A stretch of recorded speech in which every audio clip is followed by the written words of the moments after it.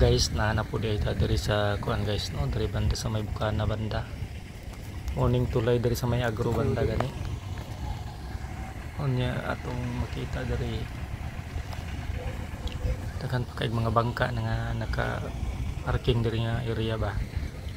Kunya ni ta diri atong tuyo gusto na makita kung unsa jud ang tulay, unsa ni sitwasyon sa tulay nya.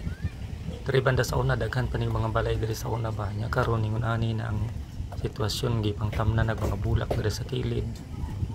Unya ang nanay mga bricks wala pa ni nahuman guys kay napakita pa nimo nga murag nag apay mga bangag-bangag. Paduol ta dito banda kung unsay sitwasyon dito. Nya makita na to nga napay mga trabahante no. Nagkuan pa sila uban diri nagtanom og bulak. Ingon pa nila pakyawan daw ni ingon niya kay ang istorya to ray yung isa yung pakyawan daw 9,000 ka punuan pati gid ang daghanan ning mga bulak diri nga ipang tanom no. Kay murag naka-clear maguning kilid gud.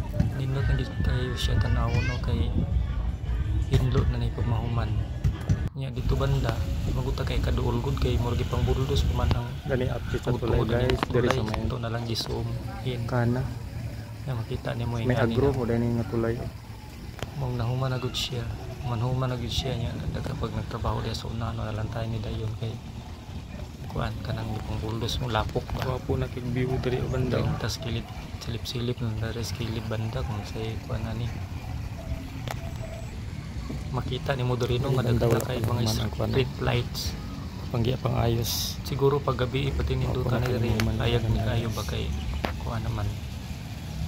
Antod ning street lights dito sa Tumoy makita nimo